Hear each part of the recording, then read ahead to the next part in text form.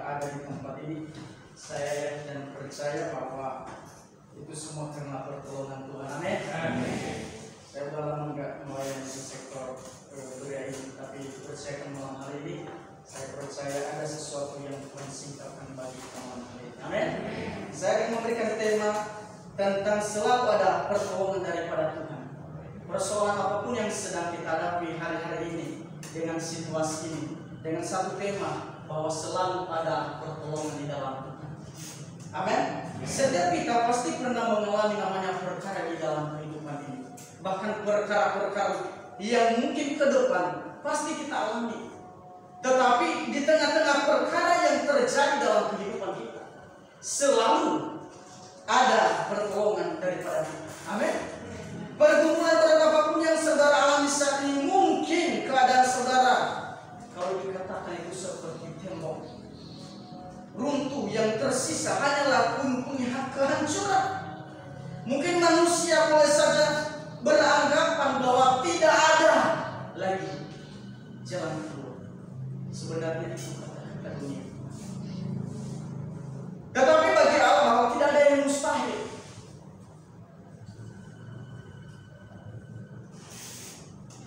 Nah, sehancur apapun keadaan kita, saya mau katakan bahwa alasan memulihkan keadaan kita, alasan memulihkan keadaan ekonomi kita, alasan memulihkan keadaan keluarga kita, alasan memulihkan segala yang kita gumuli hari-hari. Nah, Bapak Ibu yang berkata oleh Tuhan, kenapa sih ada selalu jalan keluar di dalam Tuhan? Karena Dia sumber pertolongan. Jadi kalau kita cari pertolongan daripada manusia, itu Alkitab berkata pertama itu mengecewakan, dan kedua orang-orang yang berharap kepada manusia itu juga takut. Tetapi kenapa selalu ada jalan keluar di dalam Tuhan? Karena Dia sebagai sumber pertolongan yang ajaib dalam hidup kita. Coba kita melihat renungan kita malam hari ini, Mazmur 121 ayat pertama sampai selanjutnya. Coba kita melihat Mazmur 121 ayat pertama sampai ke-8. Firman Tuhan, nyanyi jarang aku melayangkan mataku ke gunung-gunung. Dari manakah akan datang pertolonganku? Pertolonganku ialah dari Tuhan yang menjadikan langit dan bumi. Ia takkan membiarkan kakiku goyah. Penjagamu tidak akan terlelap. Sesungguhnya tidak terlelap dan tidak tertidur penjaga Israel. Tuhanlah penjagamu, Tuhanlah naunganmu di sebelah tangan kananmu. Matahari tidak menyakiti engkau pada waktu siang, atau bulan pada waktu malam. Tuhan akan menjaga engkau terhadap segala kecelakaan. Ia akan menjaga nyawamu. Tuhan akan menjaga keluar masukmu dari sekarang sampai selama-lamanya. Di dalam ayat 2 berkata tadi bahwa Dia adalah pertolongan yang ajaib dalam kehidupan kita. Bapak Ibu yang berkati Tuhan, dalam hal-hal yang sering terjadi dalam hidup kita, kita berkata pertolonganku itu datang daripada Allah. Jadi sekalipun masalah-masalah yang terjadi dalam hidup kita, Tuhan katakan pertolongan itu datangnya daripada Tuhan. Kenapa? Karena Dia sanggup melakukan segala sesuatu. Yesus sanggup melakukan apapun karena Dia juga pengharapan yang pasti di dalam Tuhan. Jadi saat mengalami persoalan, jadi saat mengalami banyak tantangan dalam hidup ini, jangan sampai kita menyerah, apalagi kita kecewa kepada Tuhan. Dan kalau kita melihat dengan keadaan ini, banyak sekali orang-orang yang percaya, mereka mulai menyerah dan meninggalkan Tuhan. Tetapi malam hari ini saya percaya kita orang-orang yang kuat di dalam Tuhan. Apalagi kebenaran firman Tuhan yang kemarin bahwa kuat di dalam Tuhan, milikilah kekuatan di dalam Allah. Jadi jangan pernah menyerah apalagi kecewa kepada Tuhan. Tetaplah teguh karena Yesus adalah jaminan dan kepastian di dalam hidup kita. Karena di dalam Yesus ada pengharapan yang pasti.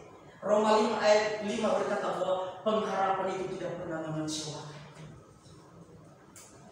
Jemaat-jemaat Roma mengalami satu penderitaan. Kalau kita membaca Roma pasal yang kelima, ayat yang ketiga mulai dari ayat ketiga sampai keempat, mereka mengalami satu masalah. Tetapi respon mereka ketika terjadi persoalan di dalam kehidupan mereka, mereka berkata bahwa pengharapan di dalam Tuhan itu tidak pernah mengecewakan. Nah, ada 3 hal yang saya sampaikan malam hari ini Bapak Ibu. Ada beberapa rahasia penting yang harus kita lakukan untuk bisa mengalami pertolongan daripada Tuhan. Yang pertama, setiap masalah yang terjadi dalam hidup kita, katakan itu masalah biasa yang terjadi dalam hidup.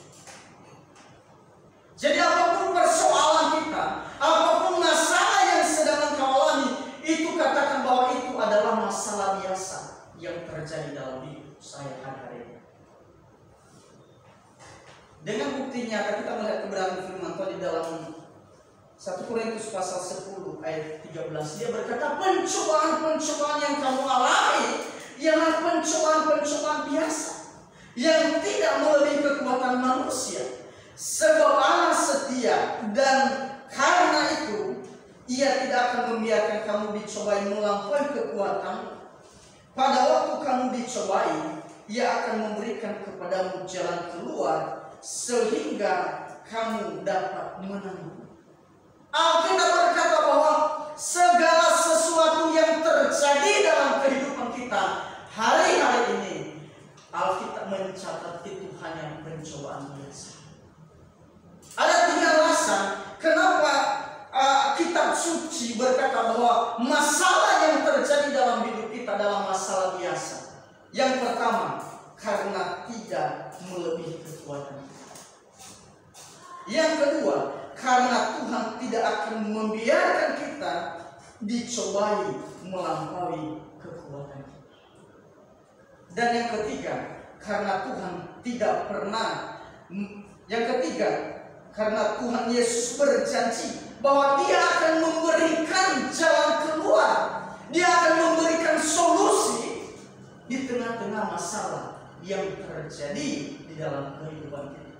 Makanya Dia berkata bahwa pencobaan-pencobaan yang kamu alami pencobaan biasa, karena ada alasan, yaitu ada 3, karena tidak pernah melebihi kekuatan kita, Bapak Ibu. Haleluya.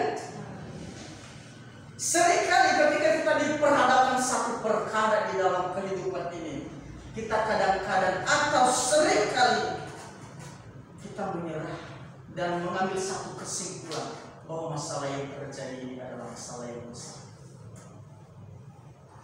Tetapi kalau kita kembali di dalam 1 Korintus tadi, bahwa pencobaan yang terjadi ini adalah biasa. Apapun mungkin masalah dengan keadaan dan situasi ini yang mungkin menakutkan kita, tetapi Alkitab berkata itu pencobaan biasa. Makanya banyak orang berkata, oh kenapa banyak sekali kesimpulan-kesimpulan yang mereka ambil ketika ada masalah terjadi dalam hidup mereka, berkata ini adalah masalah yang besar. Kenapa? Kenapa demikian? Karena mereka tidak mengerti firman Allah. Kalau mereka mengerti firman Allah, tidak akan mungkin mereka berkata bahwa ini pencobaan yang luar biasa. Yang kedua, kenapa demikian? Karena mereka tidak berpikir secara positif di tengah-tengah masalah. Jadi kalau kita berpikir secara negatif di tengah masalah, benar itu semakin banyak masalah dan semakin besar. Tetapi kalau kita berpikir secara positif, itu berpikir secara positif itu identiknya Rasul Paulus berkata di dalam 1 Tesalonika pasal yang kelima ayat 18, itu identik mengucap syukur. Dari hal-hal berpikir positif itu artinya bagaimana kita bisa mengucap syukur di tengah-tengah perkara yang terjadi dalam kehidupan kita sebagai orang Dan yang ketiga, kenapa demikian? Karena kita fokus pada masalah dan keadaan yang terjadi. Keadaan boleh saja berubah-ubah, tetapi seharusnya kita tetap katakan bahwa Allah tetap beserta saya. Amin. Kenapa Tuhan izinkan masalah terjadi dalam kehidupan kita sebagai orang percaya? Kita sudah bersekutu dengan Tuhan, kita sudah setia sama Tuhan. Tetapi kenapa Tuhan izinkan masalah terjadi di dalam kehidupan kita? Yang pertama, agar kita semakin bergantung sepenuhnya kepada Tuhan. Seringkali ketika kita tidak ada masalah, seringkali kita tidak bergantung kepada Tuhan. Dan ketika masalah mungkin virus corona ini terjadi di bangsa kita ini, artinya ketika terjadi hal ini, bagaimana respon kita? Seharusnya kita lari kemana?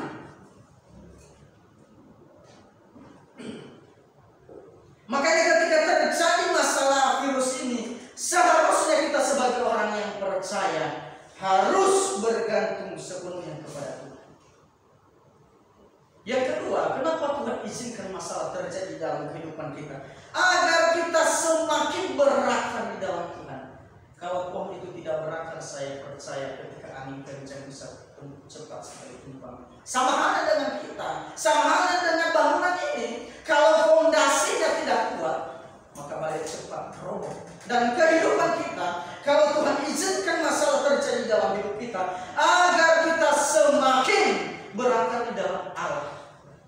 Sehingga ketika ada persoalan, ketika ada masalah di dalam hidup kita, kita tidak akan cepat meninggalkan Tuhan, karena kita sudah berakar di dalam Allah.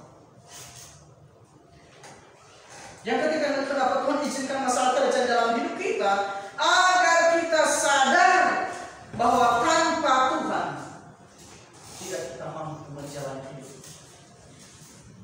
Selanjutnya, Tuhan izinkan masalah terjadi dalam hidup kita agar kita menjadi orang-orang percaya yang berkualitas. Amin. Ayub katakan pasal 20 ayat 10, karena ia terus selalu seandainya memutuskan, aku akan menunjukkan hidup seperti emas. Jadi kalau terjadi masalah dalam hidup kita, Tuhan izinkan masalah terjadi dalam hidup kita supaya kita menjadi orang-orang yang berkualitas di mata Tuhan. Tuhan izinkan masalah terjadi dalam hidup kita agar kita punya pengalaman pribadi bersama dengan Allah. Bangsa Israel diperbudak ke tanah Mesir. Artinya bahwa di tengah-tengah bangsa Israel itu ada orang percaya. Tapi kenapa mereka itu dibuang? Supaya mereka mempunyai pengalaman bersama dengan Allah. Ayub orang benar, orang salah. Tuhan izinkan masalah terjadi di dalam kehidupan Ayub supaya dia punya pengalaman yang besar bersama dengan Tuhan. Makanya dikatakan di dalam ayat 42 ayat kedua, apa dikatakan? Alasan segala sesuatu, alasan melakukan segala sesuatu, dan tidak ada rencana Tuhan itu yang gagal. Jadi tidak ada muncul kata-kata ini kalau tidak dia mengalami masalah. Saya percaya kemarin Om Yuna mengalami satu masalah, mungkin juga satu ikan. Tapi kalau tidak terjadi hal itu, tidak ada muncul satu kesaksian. Jadi kalau Tuhan izinkan masalah terhadap ini, artinya Tuhan tahu kualitas kehidupan kita. Dan ketika kita melewati masalah itu, kita bisa menjadi saksi di mana kita berada. Amin. Haleluya. Yang kedua, rahasia penting yang harus kita lakukan untuk bisa kita mengalami pertolongan daripada Tuhan. Yang kedua, jangan pernah berhenti berseru kepada Tuhan. Jangan pernah berhenti-hentinya, jangan pernah jemu-jemu, jangan pernah bosan-bosan untuk kita berseru kepada Allah. Apalagi dengan situasi ini, seharusnya kita semakin berseru kepada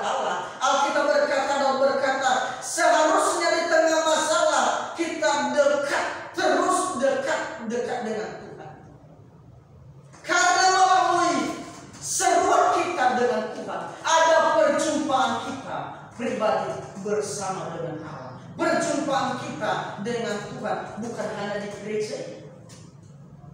Amin. Perjumpaan kita Bapak Ibu dengan Tuhan bukan cuma dalam satu persekutuan, tetapi perjumpaan kita dengan Tuhan setiap hari. Kalau kita mempunyai satu kesempatan untuk kita datang kepada Tuhan, perjumpaan kita kepada pendeta, perjumpaan kita kepada penatuan-penatuan, perjumpaan kita kepada teman-teman seiman kita tidak bisa merubah kehidupan kita, tetapi perjumpaan kita kepada Tuhan itu yang merubah kehidupan kita. Amin. Makanya dikatakan di dalam Yeremia 29 ayat 12 sampai 14 dia berkata, apabila kamu berseru dan datang untuk berdoa kepadaku, maka aku akan mendengarkan kamu. Apabila kamu mencari aku, kamu akan menemukan aku. Apabila kamu menanyakan aku dengan segenap hati, aku akan memberi kamu menemukan aku. Demikianlah firman Tuhan, dan aku akan memulihkan keadaan. Ini intinya bahwa kalau kita tidak pernah berhenti-henti berseru kepada Tuhan, Alkitab berkata Dia akan memulihkan keadaan kita. Amin. Keadaan apapun yang sedang digoncangkan hari-hari ini, Alkitab berkata Allah sanggup memulihkan keadaanmu. Allah sanggup memulihkan segala sesuatu yang tidak baik menjadi baik. Keadaan-keadaan yang terjadi di dalam keluargamu, keadaan-keadaan yang terjadi di masalah ekonomimu, di dalam masalah bisnis dan usahamu, Allah berkata Dia akan bisa mampu memulihkan keadaanmu, asalkan engkau tidak pernah berhenti berseru dan berdoa kepada Allah.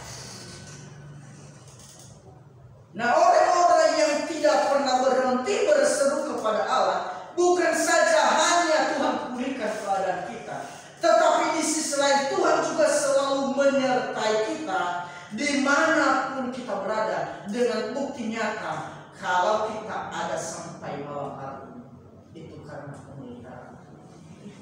Amin. Ini bukti nyata bahwa penyertaan Tuhan itu sempurna di dalam kehidupan.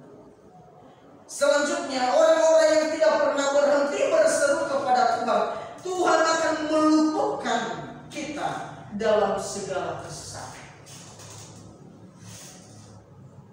Orang-orang yang tidak pernah berhenti berseru kepada Tuhan, Dia akan memberitahukan kepada kita hal-hal yang tidak pernah kita ketahui. Kalau Bapak baca nanti di dalam Yeremia 33 ayat 3. Dan disampaikan di dalam perjanjian baru di dalam 1 Korintus pasal ke-2 ayat 9. Artinya bahwa dari yang tidak terpahami, hal-hal yang tidak kau ketahui, dan disampaikan di dalam perjanjian baru itu supaya lebih disederhanakan. Artinya bahwa yang tidak pernah timbul di dalam pikiran kita, itu yang Tuhan sediakan bagi kita. Dan yang terakhir Bapak Ibu, yang terakhir, rahasia penting yang harus kita lakukan untuk bisa mengalami pertolongan Tuhan. Yang ketiga, imani akan janji Tuhan. Alkitab katakan, imanlah yang menyelamatkan engkau.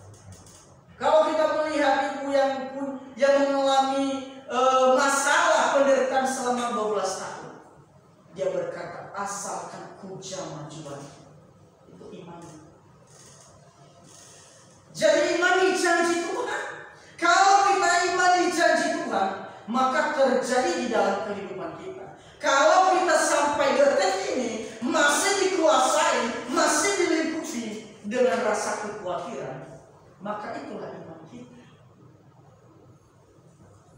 Ayub pasal 3 ayat 24-25 kalau tidak salah dia berkata bahwa kalau engkau masih takut khawatir, itulah yang mendatangkan engkau. Kalau engkau masih cemas dan engkau masih ragu, itulah kamu setiap hari. Jadi apa yang kita imani? Kalau kita masih imani hal-hal dunia, terjadi dalam hidup kita. Tetapi kalau kita imani janji Tuhan, terjadilah dalam hidup kita. Karena janji Allah itu ya dan amin dalam hidup kita. Mazmur 12 ayat 7 berkata, janji Tuhan adalah janji yang murni, bagaikan perak yang teruji, 7 kali dimurnikan dalam dapur pelaburan di tanah. Artinya janji Tuhan adalah janji yang murni. Jadi itu sebabnya kita imani janji Allah. Kalau dia berkata jangan takut, itulah janji Tuhan. Jadi apapun masalah yang terjadi dalam kehidupan kita, imanilah janji Allah ini pasti terjadi di dalam kehidupan kita Bapak Ibu. Amin. Untuk lagi-lagi menunjukkan janjinya, dia berkata di dalam Bilangan 23 ayat 19, Allah bukanlah manusia sehingga ia berdusta, bukan anak manusia sehingga ia menyesal. Masakan ia berfirman dan tidak melakukannya, atau berbicara dan tidak menepatinya. Kalau kita masih ragu akan janji Tuhan, kalau kita masih bimbang akan firman Allah, Alkitab berkata dia teguhkan janjinya bahwa Allah itu bukan manusia. Karena memang manusia ini suka berdusta.